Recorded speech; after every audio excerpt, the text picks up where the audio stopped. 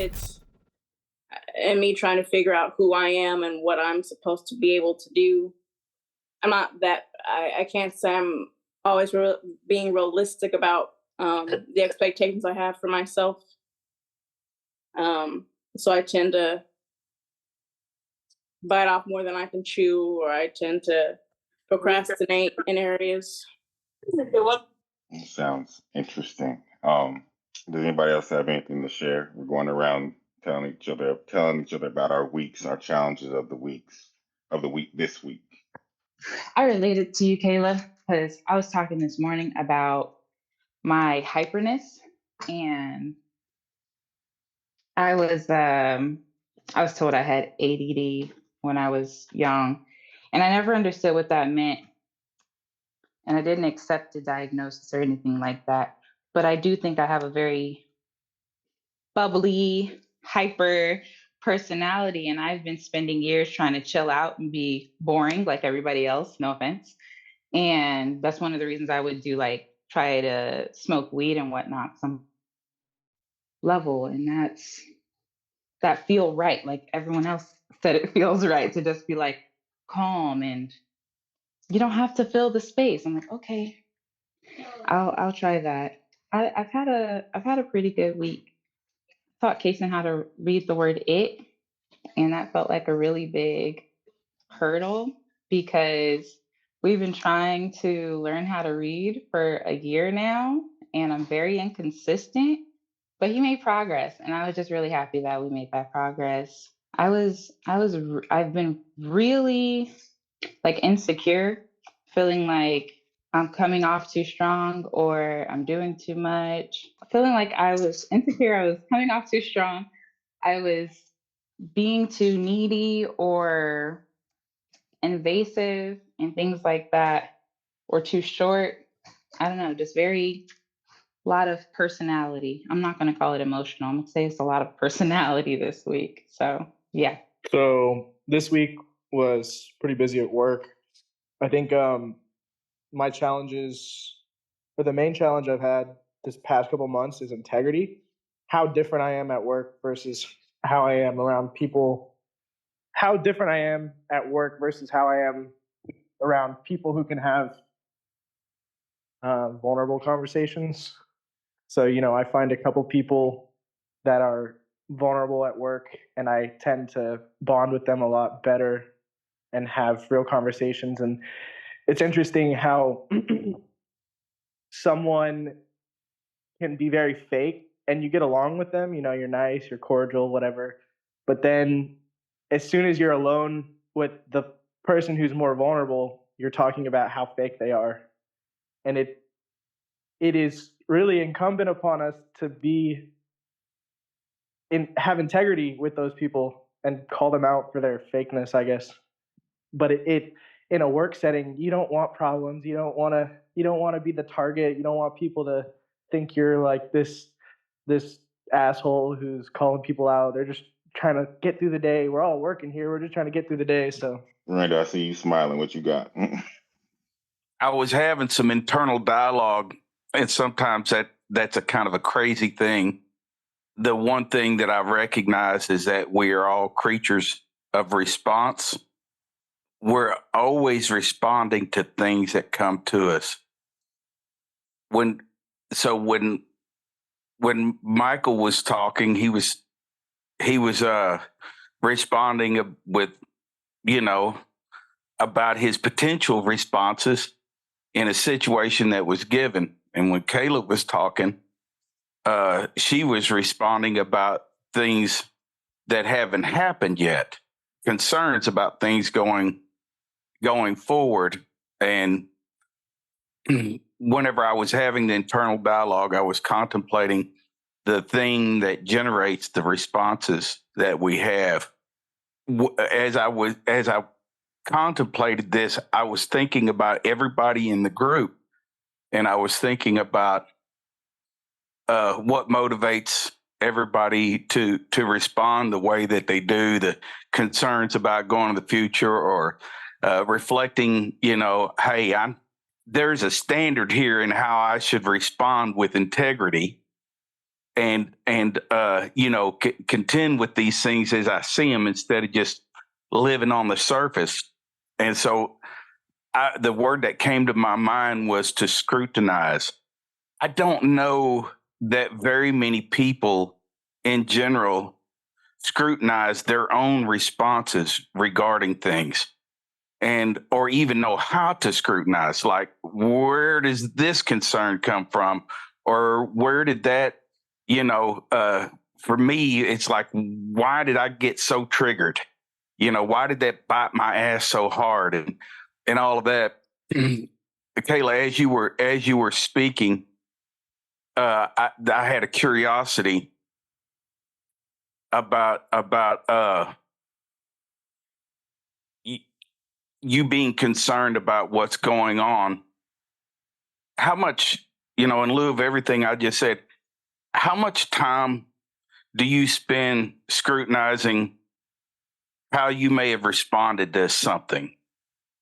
In other words, whenever you've had challenges, let's just say, real time challenges, and you respond to it, are you happy? Are you happy most of the time with how you respond to difficulties? Or do you find yourself going, damn, I probably could have responded a little differently? Do you ever scrutinize how you responded and question, where that comes from? If you're talking about like with other people, my tendency is I don't, if I'm coming from, like, if I'm kind of in a negative place, I don't tend to want to respond at all, just because I know I might blow up, or should I say I might. So you should keep it in. I usually like to close it up, um, stay my distance, complain in my head, and usually it's because probably like an expectation I had of them or of me. I tend to kind of have an kind of an outburst, but not most of the time, not to someone else, but internally. And then after a while, sometimes I might calm down. Right. Well, It takes a while. I'm going to tell you the way I interpret that is, it sounds like, well, I'm going to have a non-response because my response is not going to be safe. And what I would say to that is the non-response is still a response. And so measuring responses and what have you, all of that stuff is something that's been a huge interest of mine for a long time. It's just human behavior and how people respond to things. One of the things that Sherry and I have done as far as somewhat of a practice is that if we have a difficult situation that we're looking at, maybe it's, something to do with family or what have you. Well, Sherry would respond in one particular way and she'd be way over there. Or you could say, I'd be way over here. But the one thing is for sure, the way she responds to the difficulty is way different than the way I respond to the difficulty. And that's something that I've found interesting. And so what would happen is instead of, pointing out the problems with the way that she responded, per se, I would maybe find a problem with the way she responds, but normally I would start out with just noticing that our response is coming from two different places. And so one of the things after we've done this exercise, what I notice is that one type of response, if you really uncover where it's coming from, it's really coming from a place of trauma, and that's on one end of it. But if you look at the other end, the response is coming from a different place, and these are things that I'm just curious about, is how many, how folks take a look at their own responses. One quick snippet that I'll share about my week. is related to what Kayla shared on procrastination. So being able to identify areas where I feel insecure about something, or being able to identify what is keeping me from approaching or addressing something head on. I guess to give some clear examples, one thing that has come up recently is like even on my job, issues with trying to make something perfect or being too careful, and those are things that have inhibited me in the past from even just starting something, and it can lead to a feeling of overwhelm. And then also, I think it's also related to what Kayla said. I have whether it's with a physical task or related to what Randall said, scrutiny. I have the tendency to take on things that aren't mine. And so there can be a point of overwhelm or overburden, to use an appropriate kind of term, that can keep me stagnant, keep me from progressing. So that's a small soundbite of my last couple of weeks. Let's say with what Kayla was saying, I was thinking too much about the future. So for one, if you have heard me speak before, then you know that physically, I've never agreed with the concept of work and how it's done, I guess. So I heard things like, if you do what you love, you'll never work a day in your life. So I said, okay, I love sports. So this is an alternative. So just like playing video games, just different alternatives to the true stress of having a 9-to-5 job and the burden of working with coworkers that you don't get along with, because you know a sports team is a family and all of that stuff, right? But anyway, the last job we just did was like 1,600 square feet, right? We had some tear out to do, which would have taken into the 2-week mark. So it would have been more than just this week. We ended up getting all the flooring down this week.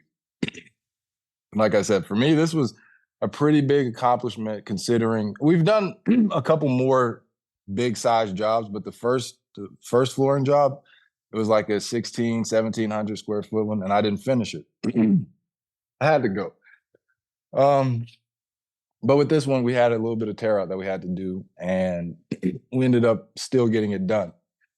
And why it was interesting to me, like this point, I would say that Uncle Tracy's talked about the difference between the line, that if this is the line, or this is, let's say, yeah, this is the line, above it is the light, above it are the sun, the moon, the stars, you know, the illuminators of life. Below that line is where disease can run rampant, and it is quote unquote acceptable, if that makes sense. So even if we want to start looking at society and some of the societal norms that are now accepted, it can only be accepted if you're in a dark place. And it's not that. So my mom's talked about when we were talking about voting and if we vote and all that, my mom was brought up, it's almost like when laws are written in a place that is what gives us an opportunity to go against it, that everything's all good until it's written or it's something that can be enforced. And I'm trying to, that's kind of why I didn't really say how my week was, because it did a lot of connecting like this. But anyway, with this job, we ended up getting it done. And why I brought up the line is because with that first job, I was still very shaky, if you want to say that I knew I could. I knew in the future I could, but it was like, do I want to? No, I don't want to. And so that allowed me to quit, if you will. That allowed me to, okay, well, shit, I just ain't good enough. Instead of pushing through and finding the right of why money is something that you're going to have to get comfortable talking to myself. I'm going to have to get comfortable in understanding the best of my ability, the usage of it and how to use it to further my growth, whether I like it or not. Anyway, I was kind of joking about the bubble guts, but I'm not feeling the best. And something in Michigan was when COVID was hitting. It was when I was in Michigan. And, I was sick all the time. I was like, shoot, I was sick. You know what I mean? I can't go to work. I'm sick. And I feel that it was more so I was feeling overwhelmed, if that makes any sense. Not taking away from the physical sickness or anything, but if again things start in the spiritual and having to have good emotional spirit, that type of thing, a good balance in order to not physically be sick, then that's kind of where I was coming from. And so we got a call from the people that we were working for and with in Michigan. They're both of these people are sick and they contract for Lowe's. They have like 6 or 7 different stores that they operate out of. And so both of them are sick. And again, we're on a big job. This is 1 week. This all happened this week. We're on a very big job. And these are things that I'd always like struggle with, that it's like there's not enough people to do the stuff that we're trying to do. There's just not enough, especially if I'm one of those people. I don't have the ability. I don't have the experience. I don't, just a very negative way of looking at life. But again, like, so I'm trying to talk about this week. This week, it was interesting because it's like when they called, I wasn't able to like speak because it was like, how do I say how I see this challenge that just got presented? Because it's like overwhelmed that it's like we have this job which had stuff added on. So normally we just do the floor and we do the quarter round. So you have base, which is the big piece of trim, and then you have a small piece of quarter round. We usually just do the floor and quarter round. And this one, they had vents before they were remodeling that once they took the vents off and were replacing them, the trim didn't cover. So there was just a big gap. And they ended up wanting us to do all the base. And, so that's just more added pressure. It's a big job. It's just me and Uncle Tracy doing it. And most of this is going to fall on him. You know what I mean? That's like a lot of this is going to fall on him. And it just seemed again like it's not enough, like all of these things. And then on top of that, we have to go to Kentucky next week. You know what I mean? It just seemed like so much. And I'm trying to talk about like the difference with how I'm looking at work now versus again when it's like I could not. I'm the type of person that if a teacher has an attendance rule that if you miss so many days, you're not gonna be able to pass. I'm still probably not gonna go to class. You know what I mean? I'm that type of person. And because it just doesn't make sense. And if something doesn't make sense to me, I don't care who you are, you can't make me do it, right? Sure, we all have our places of that. But anyway, I'm saying all that to say I'm pretty excited as I'm dealing with some of these emotions, even like what you're talking about, Kayla, the future, what the future holds, how there are things presently that you want to get done that would make you feel safer, more comfortable with the future and the things that it holds and all that. But again, it's like the present challenges for me to understand that, again, nothing that's given is to overwhelm. Nothing that's given is to show your lacks. Because if you prove the right in something, if what is right is only truth, it will never show any lack. If you have truth, you cannot lack. And this is, again, some of the parts of the internal voices that we all have, that it's like, I don't care who you are. Like physically, there's something that you wish you could change, you could grow, all of that. We all have this stuff that it just like seemingly won't stop. It's never enough. And I don't know, like for me, it's been that it's like, I don't know. It's just been interesting and I'd say good. Now, again, I'm not saying that I like to work, right? I'm not saying that, but I'm saying that the challenge of working and proving the right of what we're doing is not for, again, personal gain or just to make money, but it is to make a difference, to make a change, to heal some of these imbalances that we have gotten from covering up and sweeping things under the rug instead of addressing them.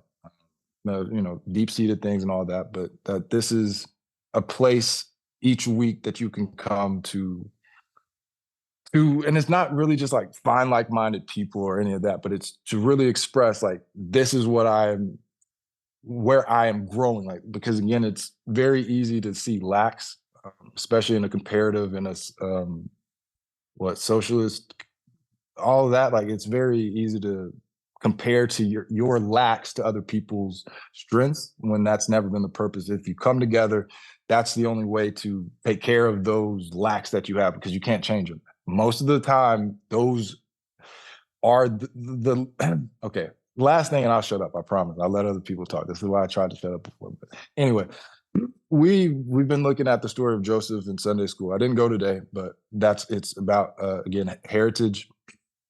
But what I started thinking about was, what was Jacob given? What block was Jacob given that made him wrestle with an angel? Like, you know what I mean? Like in all honesty, that's something that was not meant to be changed. So it's like, as the story of Israel goes on, he seems to do all this messed up stuff. It's things that it's like, oh, I wouldn't do that. You should know better. You know what I mean? But it's like, the way that we're made is often well, I mean, not often. It is for a specific reason. Like, it's not to point out lacks. You're not made with lacks. But that's just what I got for my week. So I would say that sounds like a pretty good summary of what everybody's been dealing with as well. From my understanding, what comes to my mind, and a lot of my week has been dealing with, I heard somebody say, nobody argues with their own pain. And that's something that made a lot of sense to me. Because there are times where I feel like I haven't argued with my pain or challenged the pain that I feel, or the stress that I feel, the anxiety that I feel. Sometimes I feel like I don't have the ability to argue with my own pain. And that's something that I feel like Uncle Tracy, we've all kind of gathered around Uncle Tracy for, is for his ability to argue with what has been called the victim in our head. And I think that it's a standard that we all develop the ability to argue with the victim in our own head. The one that says that we're starting at negative, we don't have the tools, kind of the Moses syndrome of, I'm not fit for the task, and this is an insurmountable task that I'm facing. I'm not fit for the job, choose somebody else. Or I'm here struggling and I'm not going to make it, even what we talked about last week with Moses going to God and saying, hey, it's not working. I've started out with a negative bank account. I don't know how I'm going to get this done.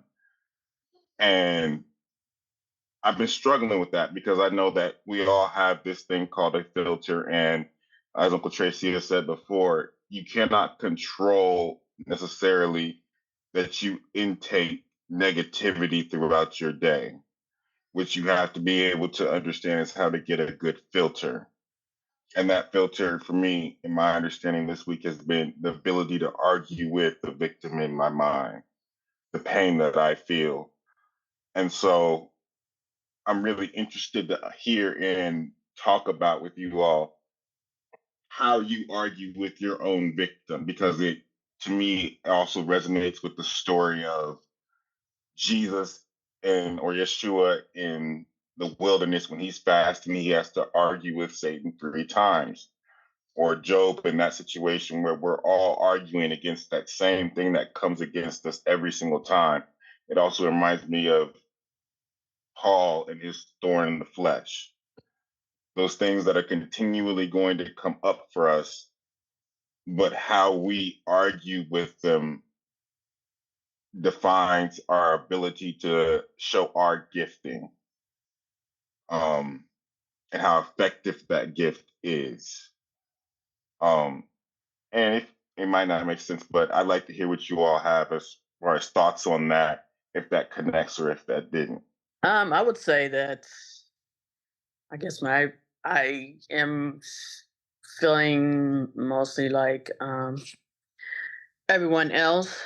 I would say that I've been I feel myself being off balance simply because the vehicle I had and I was making payments on, I thought it was covered by my warranty and found out the job that needed to be done, it was not, and I needed another motor. So I ended up just giving them the car back, having it repossessed. And thankfully, Beverly and Tracy, gave me, or not give me, but allowed me to buy a vehicle from them. So, and I kind of find myself kind of like back to zero in a way. But yet, I learned, some things about myself, which was very valuable. So, I find myself off balance, yet I know that, I've been as honest as I can with myself, and I know that it's all right. And the reason why I know this is because I find people smiling at me without me smiling at them because I know that what's resonating for me is a smile. You know, However I'm looking at them, they're responding to it. And then I smile after that, but I'm like, because inside I know it's all right. Um I know that I'm working on myself and it's a good thing and a good feeling and a good place to be, even though my life seems off balance.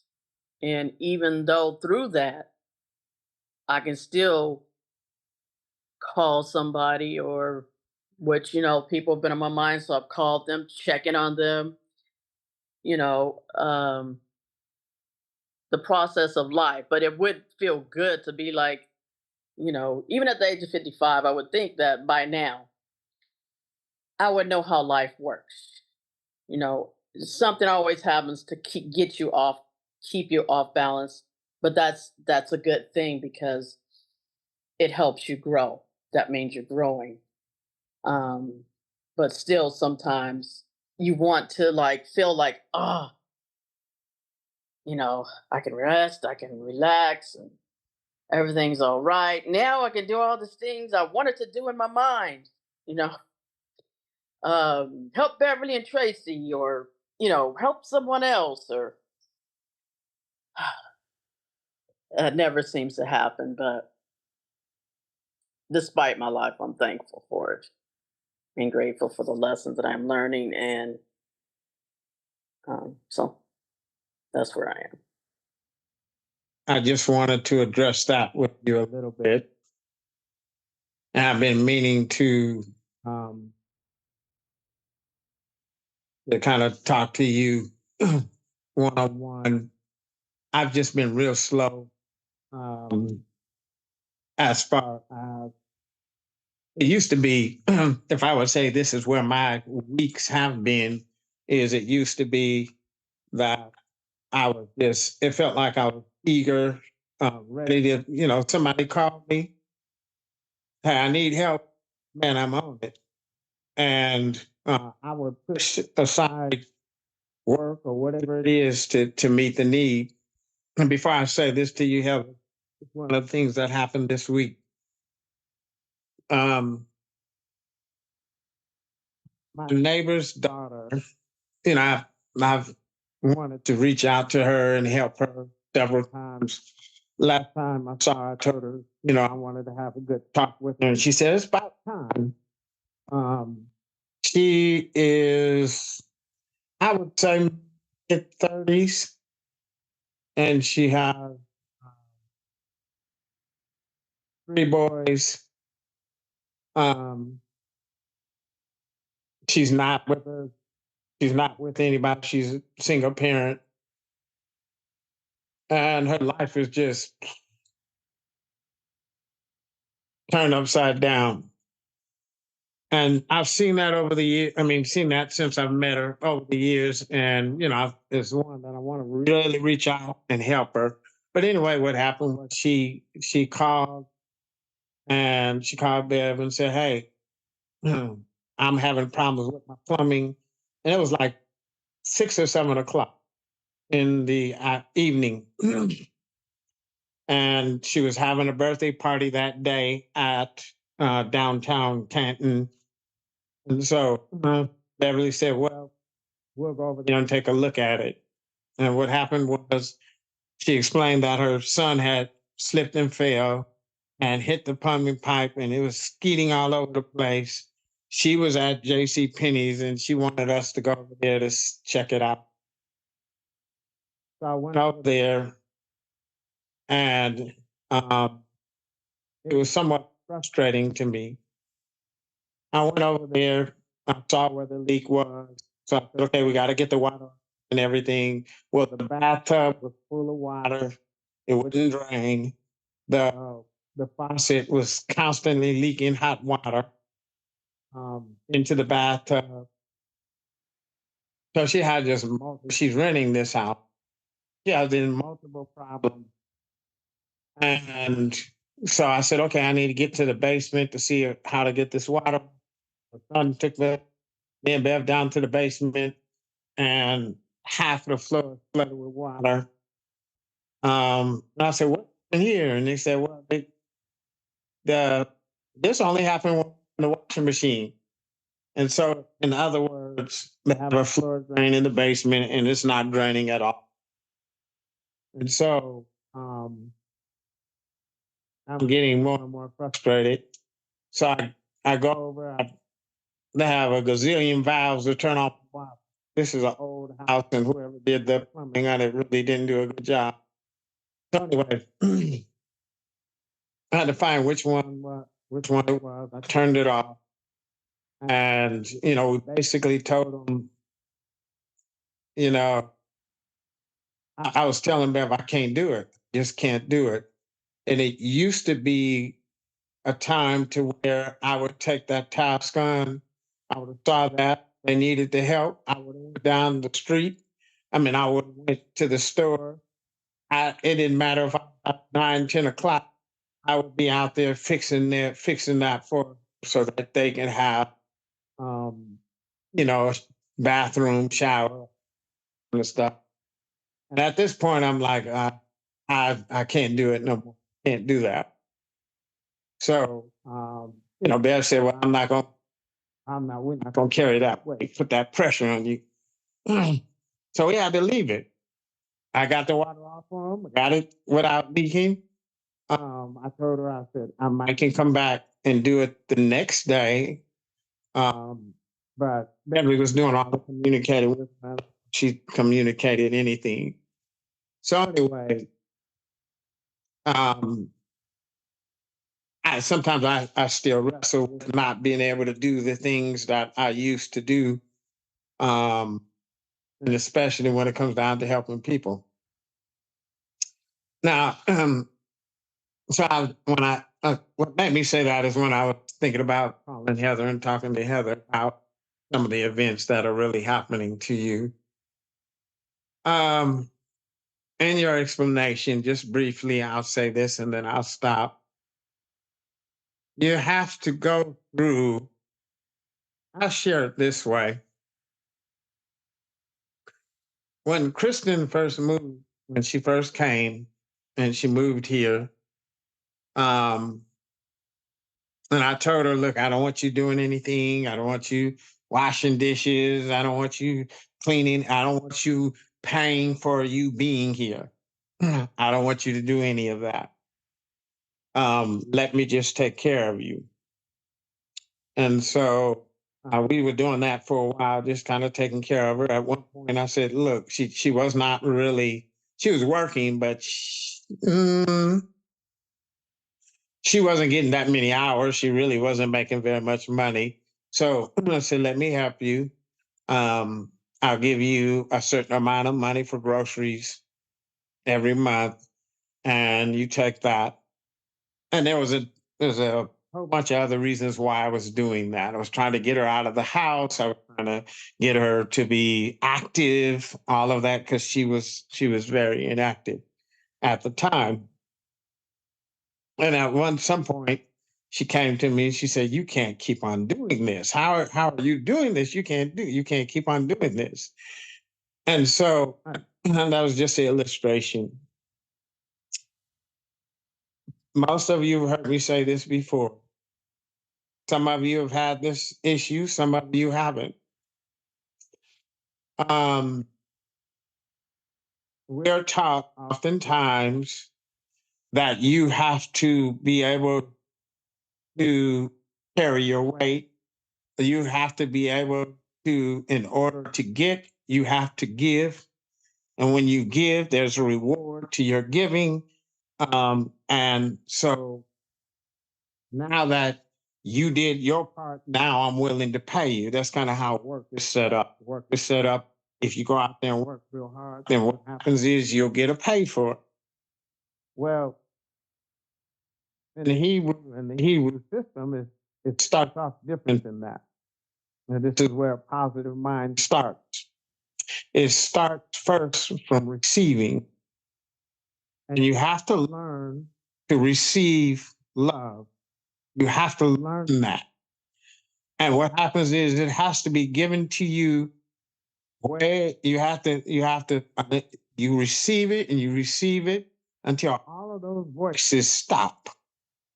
All of those I should be, all of those things have to stop.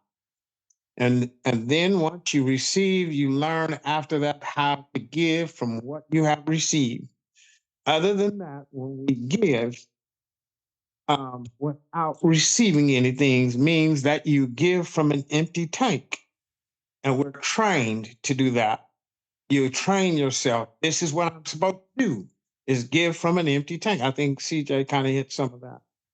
And so what I try to do is take, when I see people like that, kind of take them in and say, let me love you. Let me just give. Let me give. Let me be the one that's giving. Let me give to you. And as I'm doing that, it's not for me to look good or anything like that. I get most of my I don't know what you would call it. I get my reward by seeing a person heal. I get my reward by seeing a person change. That is the greatest reward I get, more than anything. That's what that's the reward that I get. So in short, that's what Heather you bring to my mind is really starting from zero. Generally is unless you become this little child, you cannot enter into the kingdom of heaven. One of those things that happens when you become as that little child is you learn to receive, relax and learn to receive. And then after that, you learn to start giving from what you have received. That's what I would say. Yeah, it'd just be for me too, starting at 0 point, that's kind of the part that I was trying to talk about. That again, it's like when I said I was still shaky, that's more so what I was meaning, that transitioning from a negative to nothing can seem just as unsure or maybe even worse than where you were. You know what I mean? So if you were in a negative, if you had all these issues, I guess you could say, and all these reasons as to why you were, it's still safe. You know what I mean? You have these reasons that protect you. But when you're starting at 0, it's again unknown. But how I've been able to understand it is Ola, Minka, and Shlamim, however you say it. And what I'm seeing in that again is like those 3 things are distinct ways of gathering information. So Makai was kind of talking about the wisdom aspect of it, when he was talking about arguing with pain. And it's just some of the things you see in like Song of Songs or Song of that one, Song of Solomon. me and Uncle Tracy talked about a time we were in Kentucky. It's like, I'm not gonna quote it correctly, but it's like Solomon's talking about how he was chosen to be the keeper of other people's affairs, but his own affairs weren't in order, and arguing with the pain that would come with that almost. It's in the first chapter though. But what I'm trying to again just talk about is the starting from zero point. That's that's almost where I've been like with work. That it's like this is not something I would necessarily consider as what I love to do, but seeing why that would be the case, and why that would be the case is because entering from a negative to a zero, where it's like, what's the point of starting over? If I know that I still have the ability to excel over here, why would I give everything up on the hopes of this actually producing something? And so I'm just trying to again talk about like starting from zero. The uncertainty of it is almost again parts where I can see the overwhelming, like just those things that it's like, and how I've been working on those points. So even to the point of receive first and then give, that that right there is something that how do you say it? That in the concept form, it seems just as simple as the reverse of giving first. It seems pretty simple, but again, on that transition from going from something, whether it's again negative or not, going from something to zero, and then being forced to trust, if that makes sense, because that's what it feels like if you receive something. You're forced in a position of submission, or and it can lead to still an imbalanced look on life and cause either extreme pessimism or optimism, and still never be really, let's say, concrete or set in where you presently are, because these things have been, if you want to say arguing with your pain, these things have been my focus for a while, in terms of once the Hebrew concept was presented to me, for me, wrestling with the pain was the reality of where I was, if that makes any sense. Because where I was in a strange land that it does not make sense for me. If I don't go to this class where I'm learning about being trillions of dollars in debt with no fix, no solution, there's no solution to it, I'm still penalized if I don't go to this class that is teaching me absolutely nothing except how to not be vulnerable. You know what I mean? And so wrestling with these things of the victim mindset, that it's like, but this is true.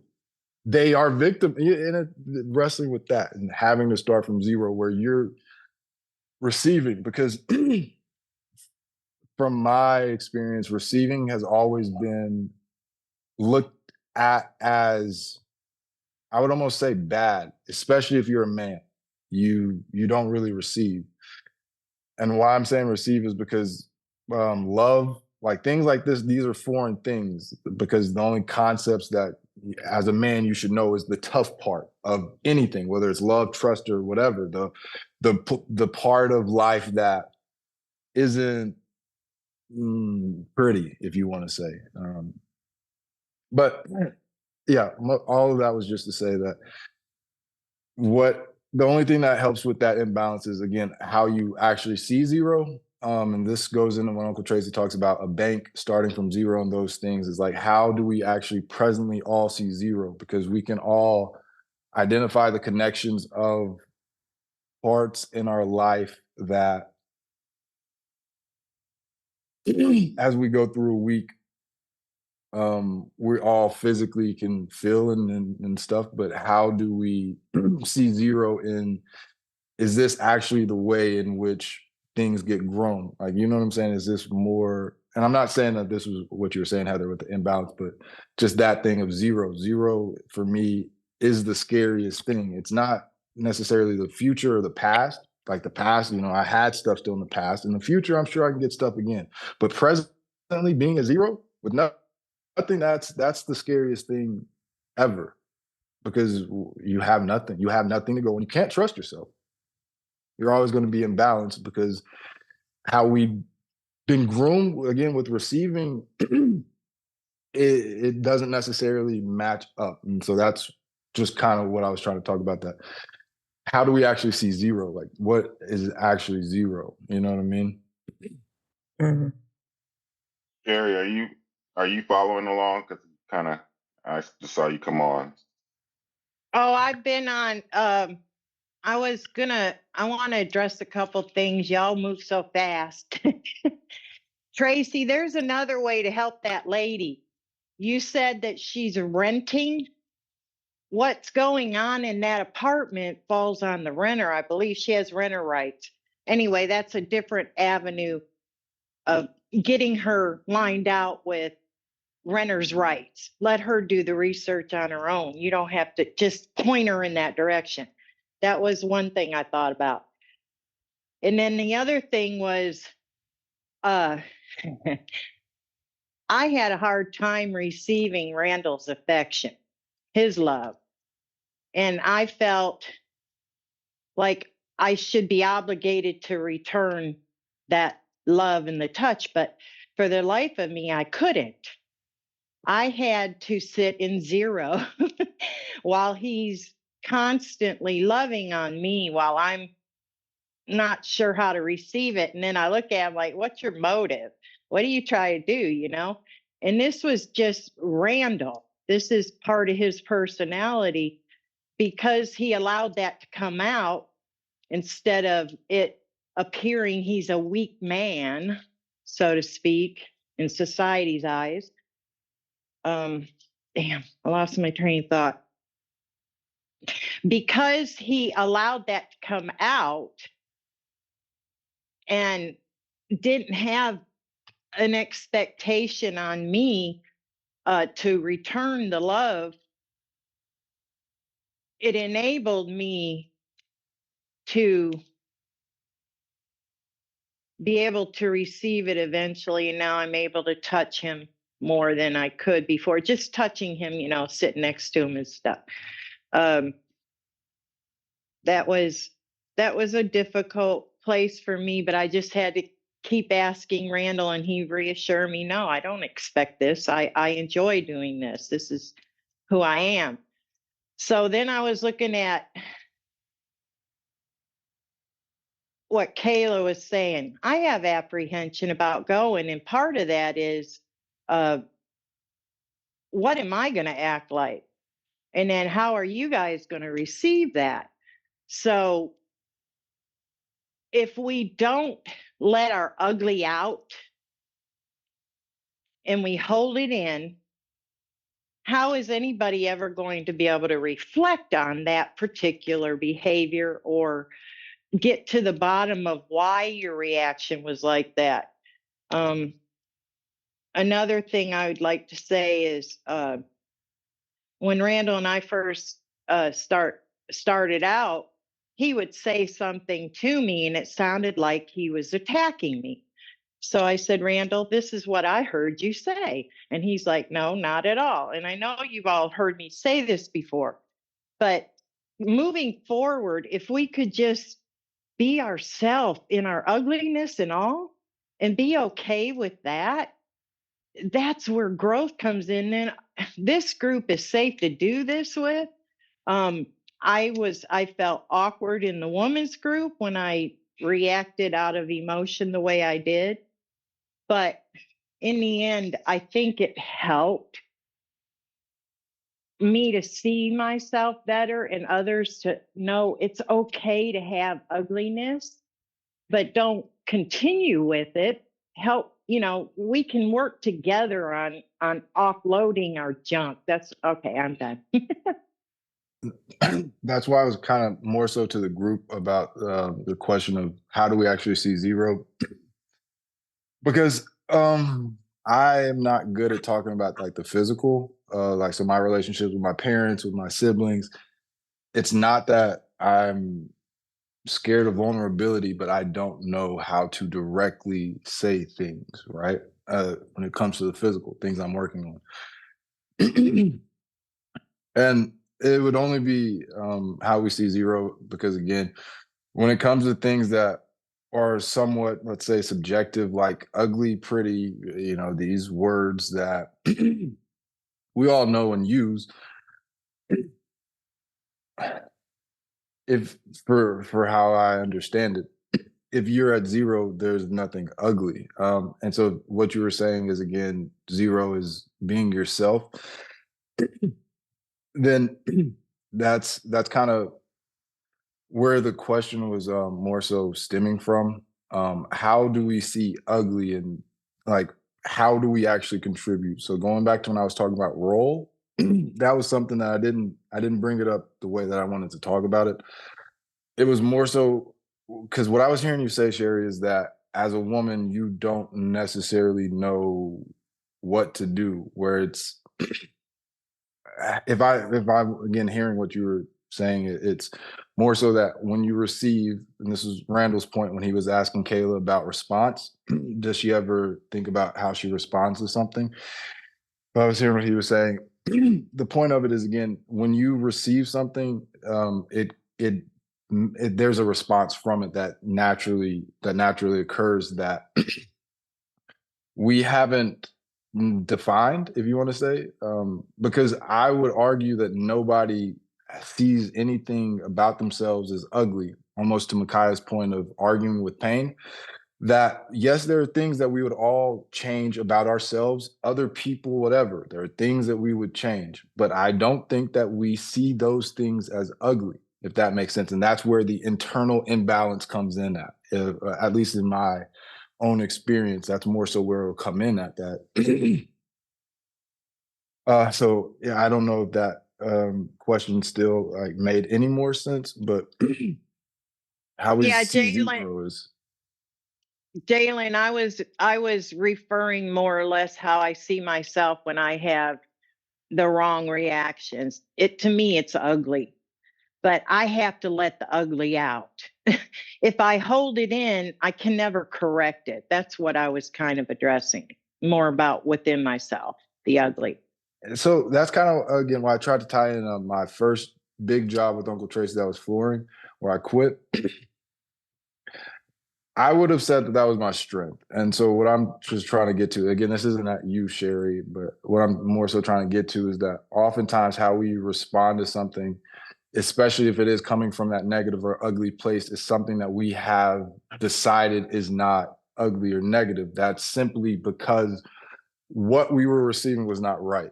Because again, if you're starting at zero, then what you have to receive can only be right. So you could never have an ugly moment. And these are things that, for me, can start with the imbalance, because we all have responded in situations that weren't acceptable or standard, if you will. So that to me is where it gets into trust, because the only way there's because it seems like the pain is always saying, I'm not receiving anything, so this is what you get from me. That's what, to me, victim's voice usually says is, I haven't received, so I cannot give anything, or I have nothing to share. And the truth of the matter is, if we were to argue with that voice, it would say that there's always love being given. We just haven't received it or been grateful for it in the way that we should. We haven't allowed it time to grow. There hasn't been enough time to nurture it. Those type of things. There are reasons for that. It gets a little bit more complicated at that point in my eyes. But if we don't trust and believe wholeheartedly that God or whatever person it is wholeheartedly loves us, then there will always be that block in receiving. And to where they won't, and then that pain voice will always say, there's nothing for me to get. But in reality, that's the illusion. In reality, it's that we don't know what we are supposed to receive. We don't know what love is, so we don't know how to receive it and start building upon that zero, if that makes sense. It did make sense. And I don't know if this will connect, but one of the things that it makes me think of is a distinction between offenses or guilt that we carry and all that we add on top of that. So when you were talking about arguing with ourselves, one of the things that I remember, one of the biggest takeaways, I would say, just generally in maturity and growth since I have moved up here, or I guess specifically since I have been working or been in relationship with Auntie B and Uncle Tracy, is being able to define. On one hand, when you talk about being under light and you are arguing or you are trying to reconcile something, what it does is it adds more fuel to that fire. But I also think that I'm going to go all over the place. But one of the things that's interesting, because we've talked about on Zoom calls about the state of where people are and considering mental illness. Uncle Tracy's talked about particular disorders or diseases. And it made me think of the New Testament, specifically when it presents what Jesus's mission is. And it talks about, and globally in my mind, it talks about the state of the heart. So we have, and I think it's so interesting because even when we talk about the difference between generation to generation, Jalen said something to me one time that just really stuck, and I had heard it before, but it was maybe the way that he said it and how he presented it. There's something that just really hit home to me. But it was when he talked about how we reflect each other. We are one generation.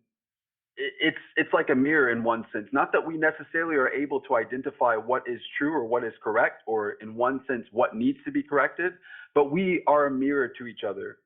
That there is no issue that our generation experiences that is not connected to what came before us or what will come after.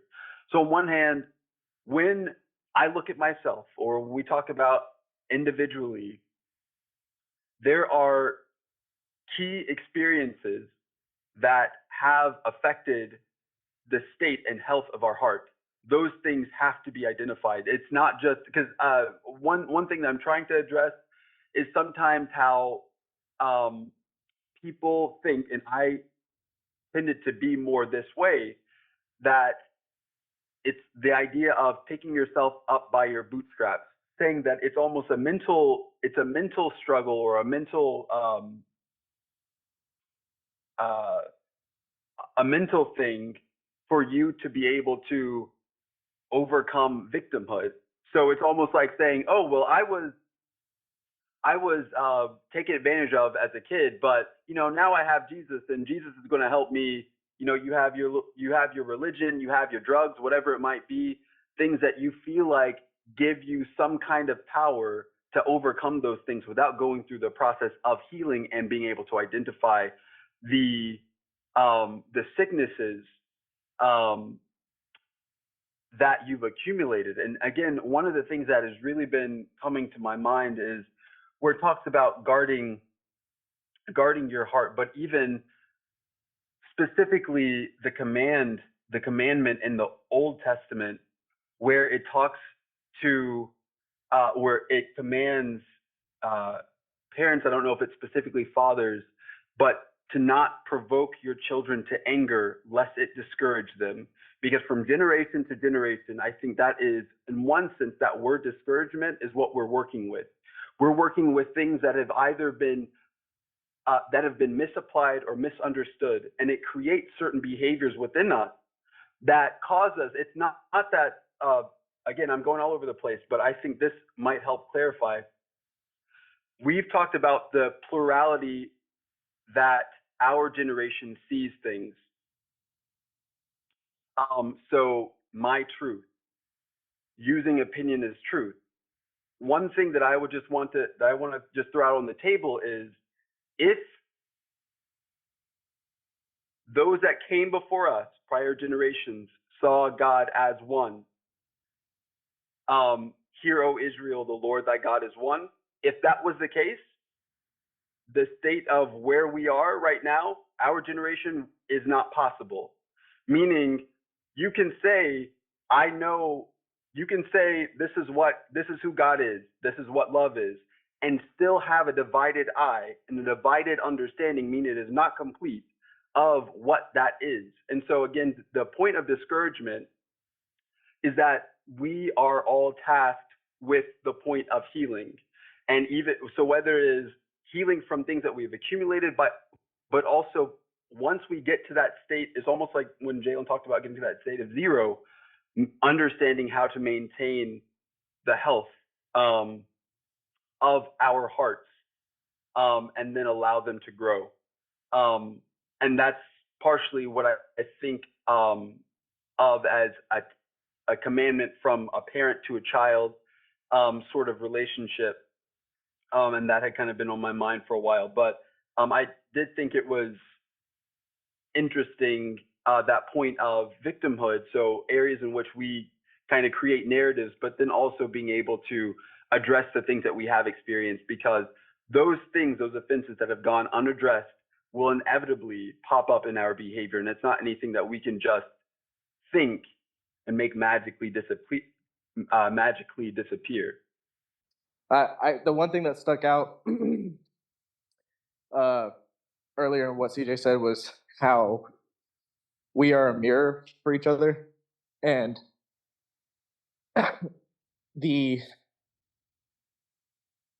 how can you know yourself if you don't know someone else? So I think after getting off the phone with you this morning and Micaiah, my mind had like gone all over the place about, you know, first it started off, well, sometimes that's, and so I started to think why that happens. And then I talked to my dad before we got on, and his main purpose was to say, where's everybody at as far as what is the goal of this meeting? And tying back to the mirror, understanding someone else, you can understand yourself. This meeting is really to understand ourselves through understanding someone else's vulnerability, about their challenges during the week, where they're at. Collectively, this is a body. And so collectively, this is a family. This is one tree, you could say, or a group of trees. And so to really understand yourself, we have to better understand each other. And I'd say that, to me, is the purpose of this meeting. But I know everyone says that in their own way. So, yeah, it's almost inherited sin and inherited guilt.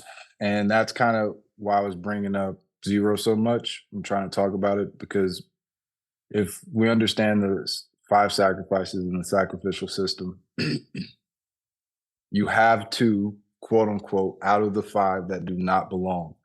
No human being should ever be in the state of Asham nor Hatah. Yet the fact of the matter is, we have experienced those 2. When the only sacrifices that we were ever supposed to know were the voluntary ones, the ones that as you receive, it automatically sacrifices the fat, the excess. It makes the lean parts where it does all of that. And again, it's like, as I started with this, all right, look, Mike, you were talking about being different at work and shit. Bro, I cuss all the time, right? And what I'm trying to say is that it's like with the things that I talk about, you can't cuss, you know what I mean? You can't talk about Yeshua, Jesus, any of these things and cuss. And I'm a terrible Christian in that sense. Like, I cuss. But what I'm just trying to talk about, like why I brought that up, is inherited sin and inherited guilt.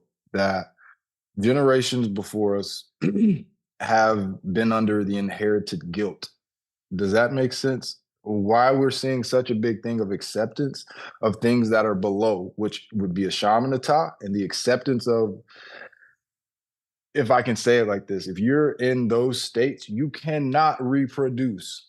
You will choose, quote unquote, to not reproduce when that is not the purpose of a human. So now again, as we talk about how women see themselves, how men see themselves, and that gender is now a spectrum. That again, if I don't agree with the masculine spectrum and how it's been taught, I can choose. I can choose, right? These things that create imbalance, because everybody knows you have freedom of choice, right? Nobody's arguing with that. But what I'm again trying to talk about is the difference between inherited sin and inherited guilt. Inherited sin is what you get from Adam. You inherit that is your father. That's where it starts. And these are points that we don't really like that. We don't think that you should start at a deficiency of 0 like that. You have to start at a place that you did not know. You didn't know this place. You never knew that you would have to work for the rest of your life. You never knew that submission was something that could be negative. It's negative to be submissive to your husband or your masters or any of these things. You're a victim if you do that. You're a victim. So we have inherited sin based off of the fall of man, of all of us. And then you have from that, as you start seeing what happens with Cain and Abel, as you start seeing down the line where people start crossing their hands, where the son pulls his brother back in and he robs him of his, as you start seeing how it just goes terrible. And then all of a sudden you have this perfect person, right? And this is kind of what CJ was talking about, the mission. This is the global thing, healing, right? He was a miracle. He's a miracle if, again, we're talking about the state of his people, not to mention the state of the world was in one of chaos. There was no order. The only order was that there is no order. You're not bound to something, whether it is light, receiving light or whatever. You can do whatever you want. Do as thou wilt. I'm sorry. And then where that leads is inherited guilt, which is what Jesus eradicated, which is when you, Mike, were talking about the group of trees and all of that. This is the point of generations that we have to get to. We have to get to understanding how we are the inheritance. How we have to get to that point, because that is imperative to understanding how inherited sin is not bad. It's not ugly. It's starting at 0. Now, the inherited guilt, the shit that we add on to it, no. That does not fly. That's not something that is my truth or your truth. It doesn't do that. There's either truth or there isn't. The truth is inherited sin was not something that was bad, or else again, there is no way to see God, because it repented him that he made you and I. We were that bad in his sight, continually doing evil, even if we knew what was good. We just chose, right? Yeah, start doing that. And sorry. It was just, again, to talk about, yes, the point of healing, that we're having to heal from this inherited guilt that has been passed down from generation to generation to generation to generation. Because we're never supposed to feel guilty for being vulnerable. You're never supposed to be worried about, well, I don't know if I can trust you because, again, what the world's done to me. I'm a victim. That person over there, and you have all these reasons as to why you don't feel safe being you, because how we look at 0 has been taught to us as ugly. Grassroots, that's ugly. What you need to do is you need to go get credit, go put yourself in debt in order to excel. That's what you need to do. That other silly shit, no, you toss that away. That's the old way of doing it. There's a new covenant, and you start missing how you have to be able to define inherited sin and inherited guilt. Yeah, I'll try to make it quick. But one of the things that when Michael responded, it helped me to identify more or less what's been bugging me. And one of the things that has never left me since when I was a kid is, like, one of my most sensitive areas is when I see a need, or I see someone hurting or someone in pain, and I'm unable to help. There's just in general a feeling of being inadequate. But I think that sometimes it gets to the point of hopelessness, as in it's not just, okay, I have room, or I need to grow. There's something that I cannot yet face, but there is room for me to grow. Sometimes it gets to a point of helplessness. But one thing is, it goes back to some of our previous conversations as far as the charge to act or to give from what we have received as much as we understand. But secondly, it makes me think about the idea of mirror, because Jalen mentioned the word ugly. I had a recent conversation with someone who lives in Akron. So I was over for dinner, and everybody was talking, and something came up about like grocery shopping. So this person had gone to the store, and it was in a bad area here in Akron. And on one hand, there's a general perception, and even within myself, when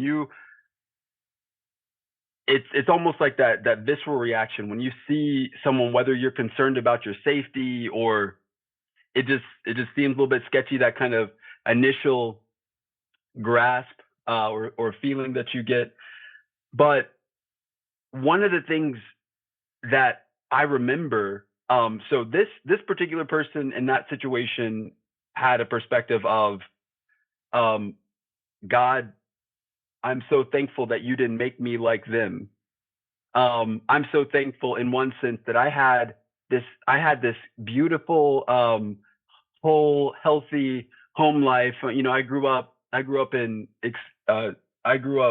white and middle class in the suburbs. Thank you that that I'm not like this. I'm not ugly. I don't look like that.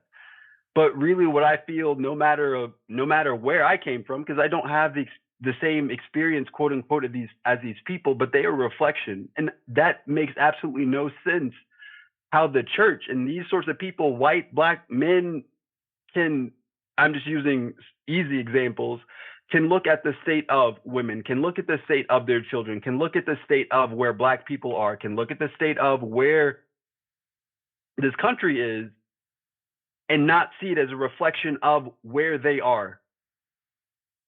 And that was his take on it. Because I was in a similar area. There's a Circle K that's pretty rough, and there I was approached by like 3 homeless guys that were standing around. One of them looked like he was on drugs, just of like the way that he was behaving. And the feeling for me was I'm not like this, but it was like that point of reflection.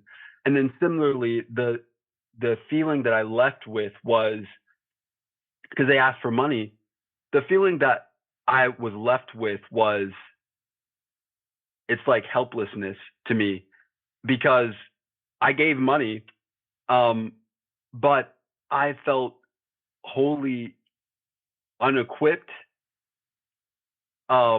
scared, whatever, to try to approach what actually needed to be healed. And I think that it's so common to get comfortable with an affectionate kind of interaction with life and with people. Sometimes people do that to make themselves feel better. But then for me, and like in those sorts of situations, it's easy to kind of revert to that because of the unfamiliarity of the healing process, which is give or receive and give, meaning as you are healed, then you heal others. Oh, I'll share a little bit about my week. I was anxious a lot of this week. A lot of big things coming up for me in life is getting out the Army and the pressures to stay in the Army. A lot of things surrounding that, as well as trying to quit smoking. That's something I wanted to do for a really long time. And it's something I want to do. It's not something I think I should do. I've kind of evaluated that. It's not coming from a, oh, I should stop smoking because it's unhealthy. It's coming from a, I never wanted to start. Um, so then there's been a lot of anxiety around that. And I can catastrophize. I can make it way worse than it's supposed to be. I can say I'm not making any progress. I'm feeling like I'm relapsing. I feel like I am not in control of the things that I should be in control of at this stage in life. And I think that's the reflection that's being talked about, is that I understand the law. I should not have to beat myself up about it as long as I keep on measuring myself against the law. And not everything's going to be in my control, but there are things that I can do at this point in life, in this stage of development, and there's things that I'm still working on developing. And I have to fight against that voice that always says, you should be here, you should be doing this, you should be somewhere other than where you're at. You shouldn't be at work doing this because this is pointless, because I'm here right now. And if I was supposed to be somewhere else, God would have put me somewhere else. He would have allowed me to be somewhere else. And so I need to continue to find the purpose in why God has placed me where I am and doing the things that I'm doing, instead of trying to always find out what's wrong with the situation that I'm in. The system that we have set up is not healthy. When Micaiah talked about law, it's not a law that should be imposed. And I think that many of us, we talked about this in a previous Zoom call, are very, especially if you want to say law-based ones, can be convinced or manipulated or pressured to abide by laws or rules that do not apply or that do not take precedence. But when you talk about any one of us in an unhealthy state, I believe a landlord, like the story of Ruth, for example, is someone who invites you into their home. You're starting from, in one sense, starting from zero. It's the same kind of structure when you talk about if a man finds himself a Hebrew slave kind of idea, where you start from zero, and then through that process, law is applied so that you become whole and healthy. And I think that came to my mind because, by the same token, her landlord is under a structure that cause people, tenants, to advocate for themselves. It's the idea of protecting yourself. They are not really it's not to the benefit of the tenant.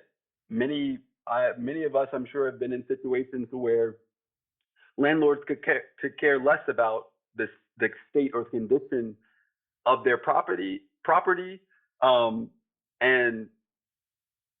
and you, for that matter, they're not really concerned about that. They're concerned about themselves. They're concerned about making sure that they can pay their bills, making sure that they have money, that kind of idea. And so it creates a situation or a system that perpetuates brokenness and those sorts of sicknesses and bad behaviors. But I understand the point of her not saying that it's acceptable for her to break those rules in one sense, but her understanding what laws apply. Because by the same token, just in general among Black people, if there's ever something that we are facing, that we experience, it is a very common argument, especially when you talk about the difference or relation from whites to blacks or people who have success within the system, they will be very quick to point out the very thing that you have not done right by their rules or by their law. You didn't pay rent. You didn't vote, whatever it might be. And there are many examples as far as that's concerned, but that's just something that I wanted to throw out to see if you guys feel like it is a fair consideration. Yeah. I think you bring out some very good points, CJ. The more of a balanced perspective, I do believe that landlords are just horrible, especially here in Canton. They're just horrible. The conditions that people have to live in when they go in and try to put it together, it's not conducive for those people to heal. Just living in that kind of environment. At the same time, what you said reminds me of, and I can't think of the scripture, but the one that comes to my mind is where the scripture really talks about obeying the laws of the land and really trying to find the balance between that. Is sometimes when I was younger, it was just hard to find the balance between obeying the laws and some of those laws are just plumb ridiculous. You know, they're not Torah, they're not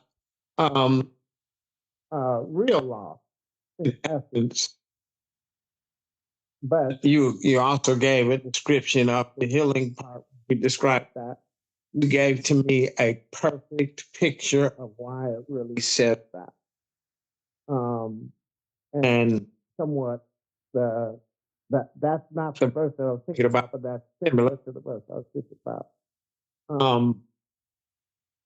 You gave a perfect picture of why it really says that from the healing perspective, all of that. Obey those who have rule over you.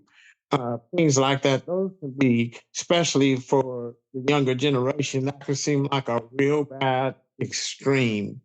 But then I think you gave more of a real good middle perspective. It was a bit interesting because the example you had given about this apparent neighbor, I had been in the exact situation before. I had a dog in an apartment. I wasn't supposed to have a dog, and Kaya deployed. He wanted me to have a dog. And I started doing my own work on my apartment because, for one, my landlord wasn't worth the darn either. They used to give me like credit towards my rent for doing my own maintenance. I became very handy while living there. And when you said like you felt pressure trying to help her in that situation because she's not supposed to have the dog, it was really interesting because that's the same pressure I kind of felt being underneath that power that doesn't, what am I trying to say? Being underneath that power that doesn't abide by the rules that apply to them, but then trying to be in the submission and apply the rules that are supposed to be applied to yourself. So it becomes very unbalanced. But being underneath the boot, if you don't follow the rules, the repercussions are a lot more severe than the person who has the power. It's like, what did they lose for not following the rules or renter rights or things like that? A lot of healing feels very difficult to do when a lot of healing feels very difficult to do when you don't feel like the provisions that are supposed to be there for you to heal are in place. That kind of makes me think about what Sherry talked about with her and Randall. As she was trying to receive his love and not give it, just to receive that love and trust it. But if you feel like, well, I'm supposed to, as a wife, do these things, that pressure is put on you, whether it's from your husband or not. That there are these things I have to do before I can just receive love, like you said. We got a whole lot of challenges to deal with. And this, for one, this group is already it's seemingly a challenge because we all have our own individual family, past trauma and different things, like different behaviors and responses we have in our daily lives.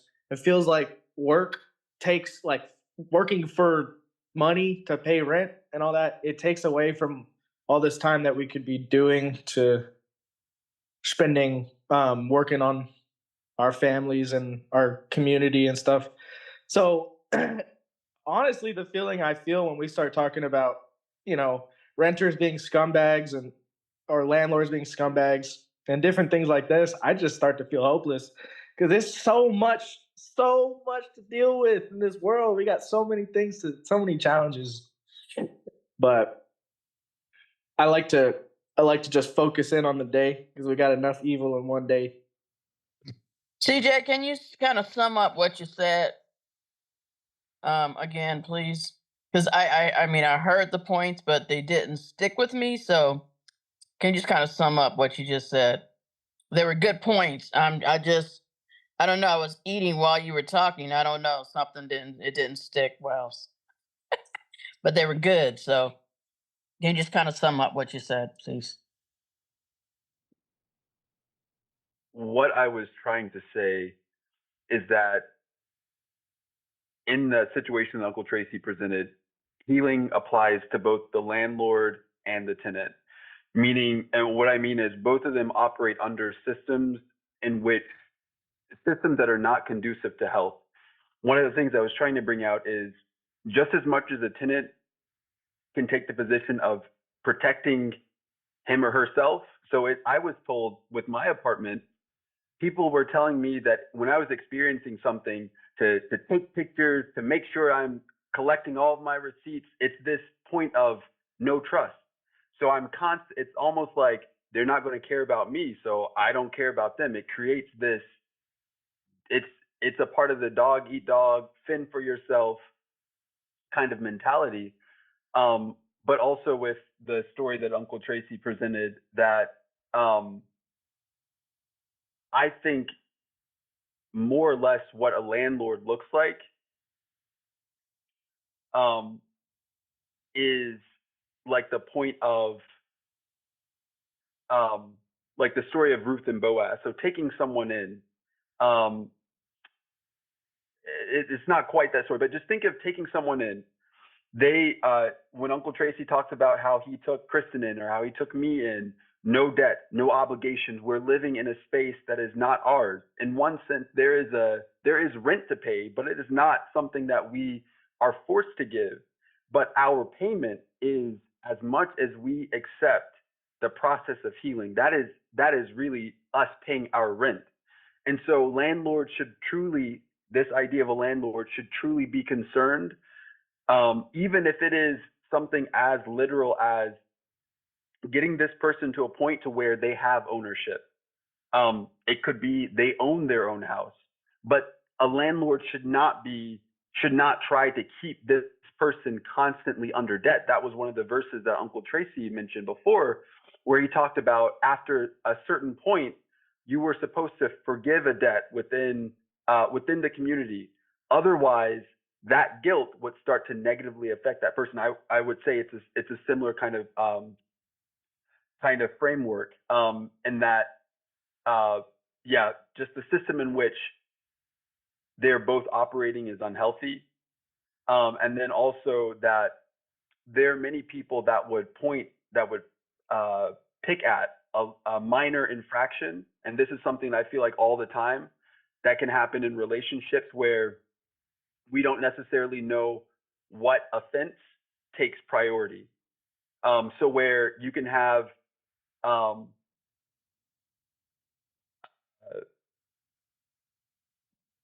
the idea of let ye who is without sin cast the first stone, where you can say, oh, well, she's sleeping around kind of idea, but you do that without addressing the first offense. And so you could make a point about her not, or about her breaking a rule and having a dog in the apartment, but that is minor to the infractions that are constantly at work in her, even just in her relationship with her landlord. I had a question for the group in concern in relationship to our conversation about gifts and roles. How much does the concept of debt and work dampen our ability to function or to nurture and grow our gift and function in our roles? It would seem like a lot. Uh, we talked about buying a house together, or Uncle Chrissy had proposed that, or just any other thing that we had to give money to.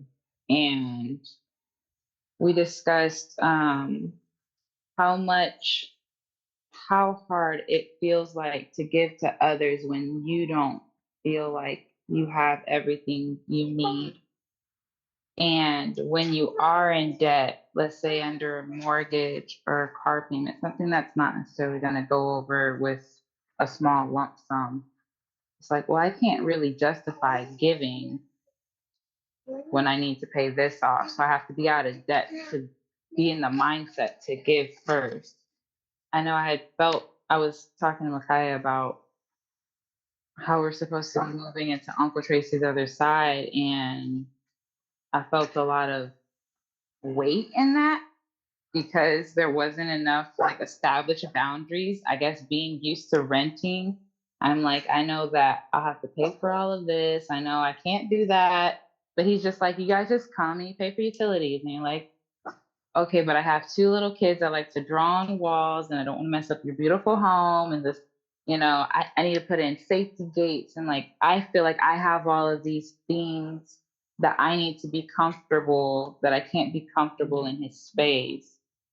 And so I'm like, okay, I'm gonna just go stay over here. We're gonna stay in debt over here rather than seeing the opportunity to be free because I'm too much of a burden. He started talking about loving unconditionally on Kristen, and I was like, oh, okay, maybe I should just talk to him about some of those concerns and then get more parameters that'll make me feel more comfortable rather than running from the opportunity to heal and come together.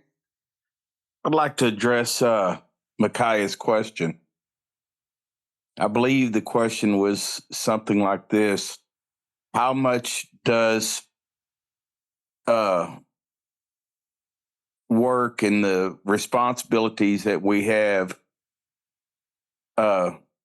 take away from our roles developing? And what I'd like to do is I'd like to turn the question around. How much does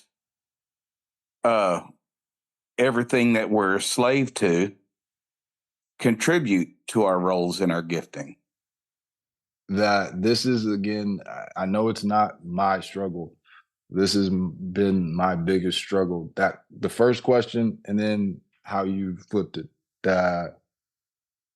That's usually how I look at life already. Like if I have an answer, I'll have the problem. If I have a problem, I'll have the answer. Like I always have both sides, right? Staying in balance, staying undefined. And that's kind of what I was trying to bring up. Like the first time I had a big job was the first time I did floor and I quit. And now I did one. We were expected to finish this job in 2 weeks. We finished it in 1. And now again, we would be completely done except we're doing something that we've never done on any other flooring job. Something was added to it.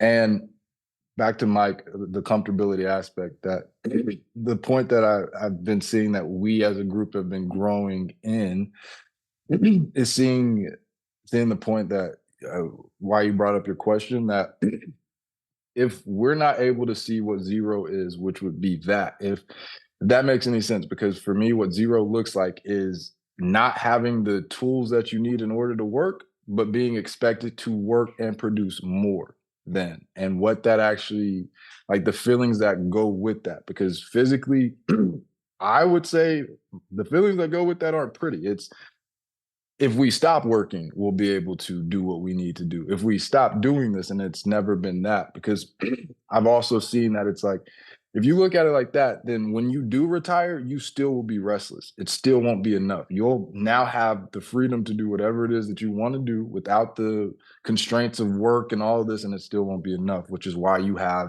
people that have buku money still in a mindset that is the landlord tenant type thing, and a mindset that is still not conducive to health. So when you ask the question like that, it would just be that this is again the point that we're having to all understand. And as we're gathering the information in the week to week, really put it.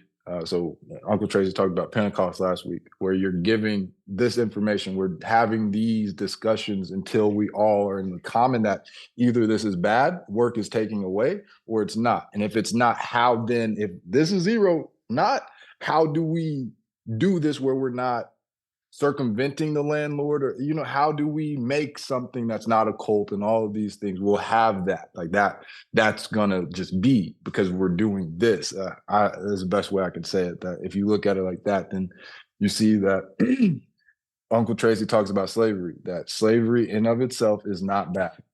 That's starting at zero. Now again, the inherited guilt that the landlord and the tenant both then receive if the bounds are exceeded, that's another story. But it would just be that it's really about where we're starting from and how we actually see these things, because I would say that yeah, it's how we see those things. Jalen, you found your way to the point that I was kind of looking at. I don't like the question either way. I don't like the way he phrased it, and I don't like the way that I flipped it. And I think the main reason why I don't like it is because it's vague. Ultimately, regardless of what is on your plate, is not the thing that contributes to your health as far as am I working in my full capacity? Am I working to my full potential? Am I playing the role to my fullest potential? It's probably not going to be contingent to the things that we're subject to. It's probably going to be more contingent how we respond to the things that we're subject to. So I agree with that. I agree with both Jalen and Randall's answer. I would say that, as I understand it, and if it contrasts, it's not what I'm meaning to do. I would say that, and we're out of time, so I'm gonna try to keep it short.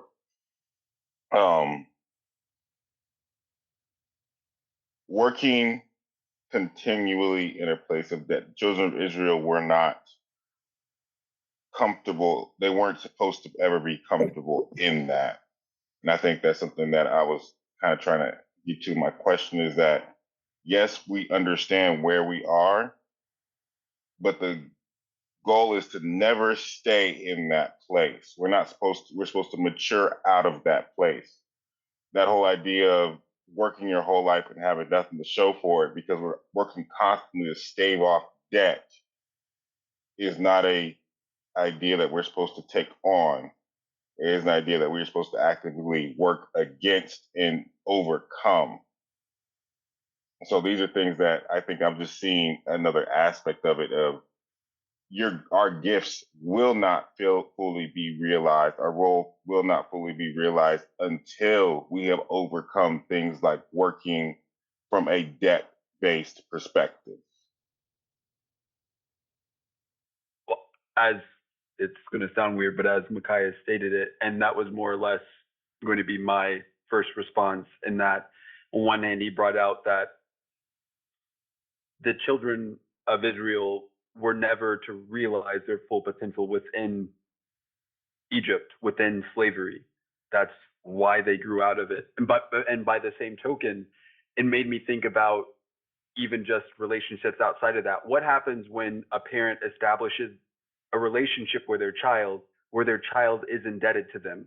That child will never realize its full potential in a sense, in that like very close kind of situation or context. And by the same token, we have been in relationships with coaches, with teachers. This is how many of us have seen God, where we feel as if God is the type of God that indebts us to him, and we act from that point.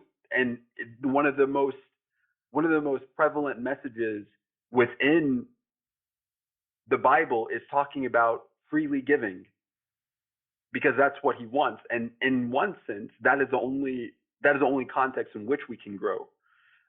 It makes me think about all of the ways in which we try to all of the ways in which we give from an indebted mindset, thinking as if that is what God wants.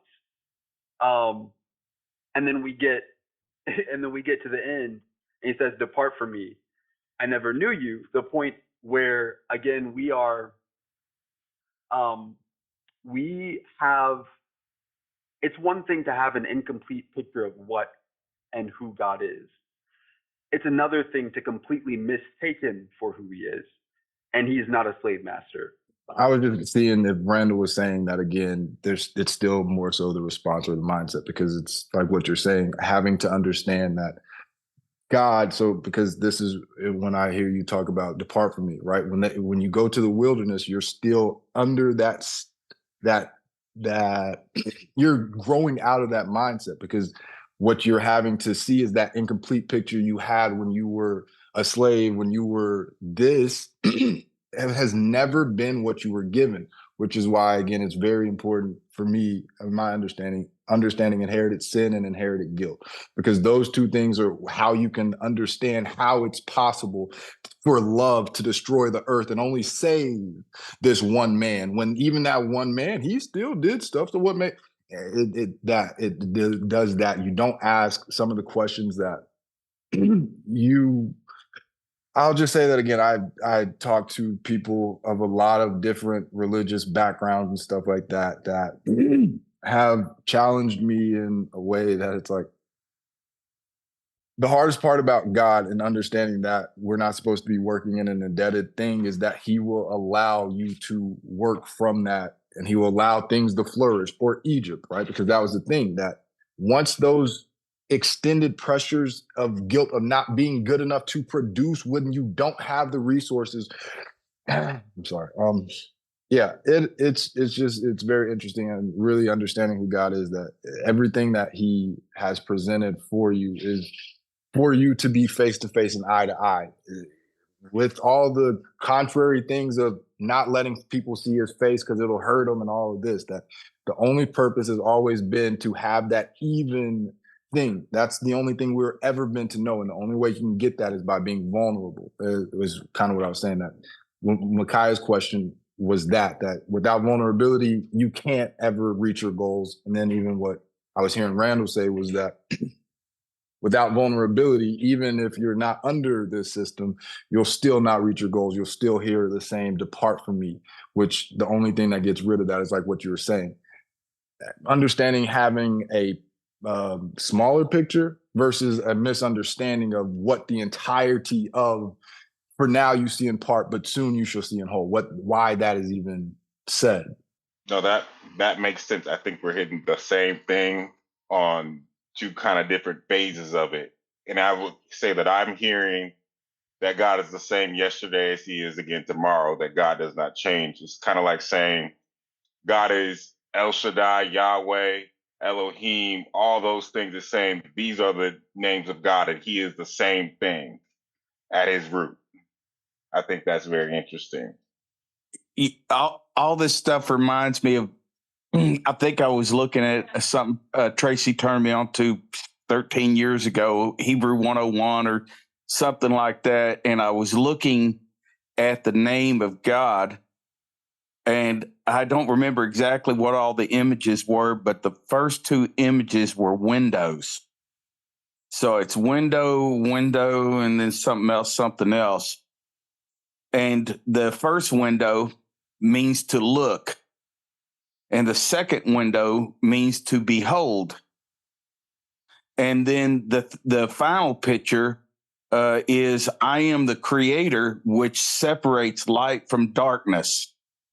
So if you were going to put an action to God's name, there's the first part, which is the vulnerability of looking and beholding. And then there's the second part, which is to receive a distinction between dark and light. That's what CJ's comment did, was remind me of that picture. He's talking about the name Yahweh. Yod-Heh, Vav-Heh. What we see as tenets are children. So, renewing our mind, what that is to do is to, again, show the areas of deficiency and excess from the perspective of health and growth. And what I'm meaning by that is when the children are subject to Egypt or different laws that don't apply to them, that's not for them. Its only purpose is once it is at zero and vulnerable, it is able to interact with the commands of the law, how they truly are to operate in a way that is conducive to health. Because we have never been to know slavery in how we look at either work today. I'm talking about me mostly, how we look at work today, all of those things. That it has always been from a balanced perspective. That's how you were created. And that's the only thing that we are to know. So if we talk about issues and stuff, it will always be that block that doesn't allow us to be comfortable in the present, knowing that we have debt, we have all of this shit in front of us, but never being able to be comfortable because we don't trust that the true landlord has only your best interest. Never has it been to whoop you if you don't do the right thing or any of that. It has never been that. And we are to be that revelation of that. We are to be the light, the salt, the active dynamic that you have no choice if you are below that state to stay there. You have no that in that sense, and we start understanding what freedom actually is. Because freedom is something that is for you, but as we've used it, we say that freedom is evil, and it's never been the case. So that's kind of what I heard. I hope everybody enjoyed it. I enjoyed it. Have a good one, y'all. It was good. Really enjoyed it.